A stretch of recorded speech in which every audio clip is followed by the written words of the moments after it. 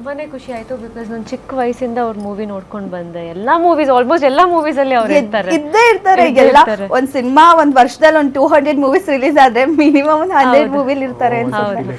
But ಈ ಮೂವಿಯಲ್ಲಿ ತುಂಬಾನೇ weightage ಅವರು ಅಂದ್ರೆ ಇಬ್ರು ಹೀರೋ ಅಂತ ಹೇಳ್ಬೋದು.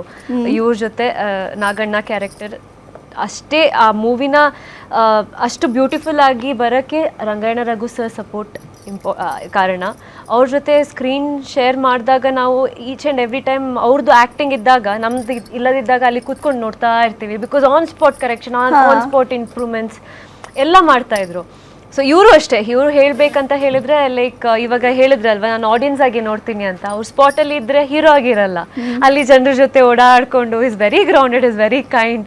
ಅಲ್ಲಿ ಜನರು ಅಂದರೆ ಇವಾಗ ಆ ಕ್ಯಾರೆಕ್ಟ್ರಿಗೆ ಇನ್ವಾಲ್ವ್ ಆಗಬೇಕು ಅಂತ ಹೇಳಿದರೆ ಹಳ್ಳಿ ಜನರ ಜೊತೆ ಆ ಕಡೆ ಅವ್ರ ಜೊತೆ ಟೈಮ್ ಸ್ಪೆಂಡ್ ಮಾಡಿ ಮಿಂಗಲ್ ಆಗಿ ಎಲ್ಲರ ಜೊತೆನೂ ಇರ್ತಾ ಇದ್ರು. ವೆರಿ ಗ್ರೌಂಡೆಡ್ ಅಂಡ್ ಕೈ. ಲೈಕ್ ಗೊತ್ತಿದೆ ಎಲ್ಲರಿಗೂ ಹೀರೋ ಅಂತ ಗೊತ್ತಿದೆ, ಎಲ್ಲರೂ ಸರ್ಪ್ರೈಸ್ ಆಗ್ತಿದ್ರು ನಿಜವಾಗ್ಲೂ ಹೀರೋನ ನಮ್ ಜೊತೆ